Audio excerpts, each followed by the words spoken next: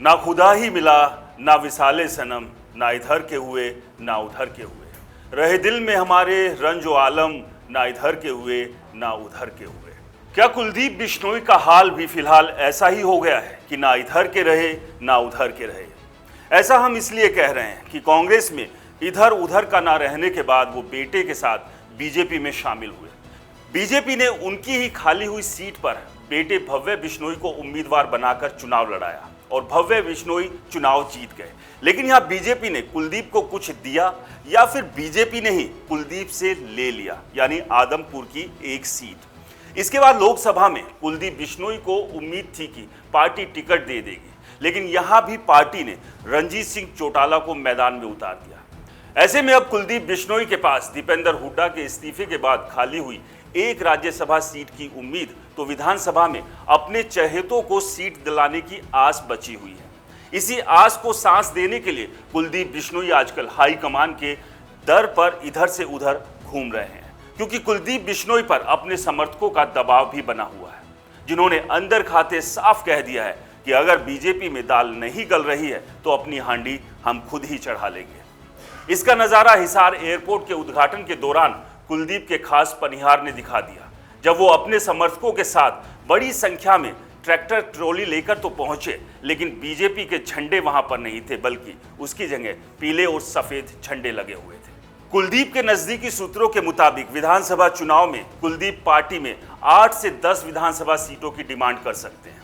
इसमें हिसार, नलवा, हांसी, बवानी खेड़ा, बरवाला, आदमपुर, फतेहाबाद, सिरसा और भिवानी शामिल है।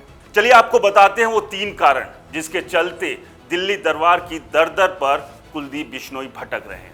पहला, हिसार लोकसभा से कुलदीप बिश्नोई टिकट मांग रहे थे, मगर बीजेपी ने उनका टिकट काटकर चौधरी देवीलाल के बेटे रणजीत चौटाला को टिकट दे दिया। यहां उनका दावा कमजोर पड़ गया। इस बात से कुलदीप बिश्नोई नाराज हो गए थे। इसके बाद पहले पूर्व सीएम मनोहर लाल खट्टर और फिर सीएम नायब सिंह सैनी ने प्रदेश महामंत्री सुरेंद्र पुनिया के साथ उन्हें मनाया। इसके बाद उन्होंने रणजीत के लिए आदमपुर में वोट मांगे, लेकिन जितवा नहीं पाए। दूसरा, कुलदीप बिश्नोई के समर्थक लगातार उन पर बीजेपी छोड़ने का दबाव बना रहे हैं, मगर कुलदीप और उनका परिवार बीजेपी में ही रहना चाहता है।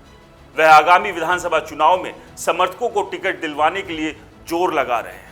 कुलदीप को लोकसभा में टिकट नहीं मिलने से ही कुलदीप समर्थक नेता भाजपा से नाराज है और लगातार ये दबाव उन पर बढ़ा रहे हैं। तीसरा, कुलदीप बिश्नोई की एंट्री के बाद 2 राजनीतिक घरानों जिंदल परिवार और बंसीलाल परिवार की बीजेपी में एंट्री हो गई है। इस कारण उनका बीजेपी के ऊपर समर्थकों के लिए ज्यादा से ज्यादा टिकट मांगने का दबाव है। जिंदल परिवार हिसार और कुरुक्षेत्र में अपने समर्थकों और किरण चौधरी भिवानी और दूसरी सीटों पर अपने समर्थकों के लिए टिकट मांग सकती है।